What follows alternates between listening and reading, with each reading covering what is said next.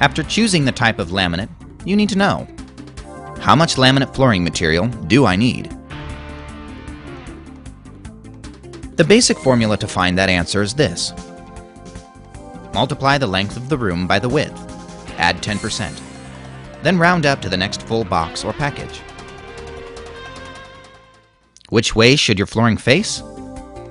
For better looking results, try to orient your flooring towards the greatest light source, or the longest wall. Before placing any flooring down, decide on your starting wall. Then determine how your last row of boards will end up. Divide your room's width, minus the manufacturer's recommended expansion space, by the board width. This will tell you how many boards it will take to reach the opposite wall. If you have less than 1/3 of a board left, it may not lay flat. To remedy this, add the leftover amount to the board width. Then divide in half. This number is the width your starting boards and ending boards should be trimmed to. Before starting your install, you will need to prep your floor space. The floor cannot have high spots. Scrape them off or sand them down. Low spots should be filled. Place the first row of underlayment. You will lay down the new rows as you go. It's important to take into consideration the thickness of your baseboard trim. Your expansion space must be less than this so your trim will cover it. As you install your flooring, use spacers to maintain the proper expansion space.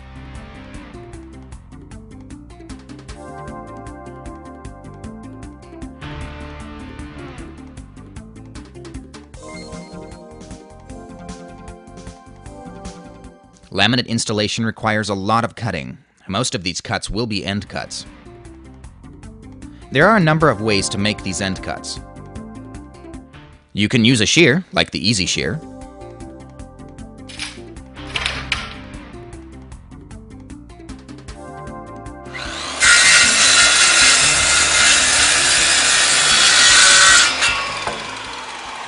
Or you can use a chop saw.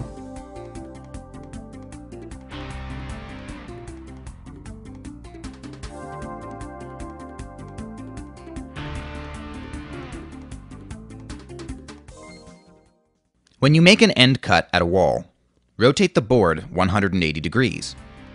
Mark it. Cut it. Then rotate it back and install. For a better looking result, try to stagger the end cuts as you lay your flooring, making them as random as possible.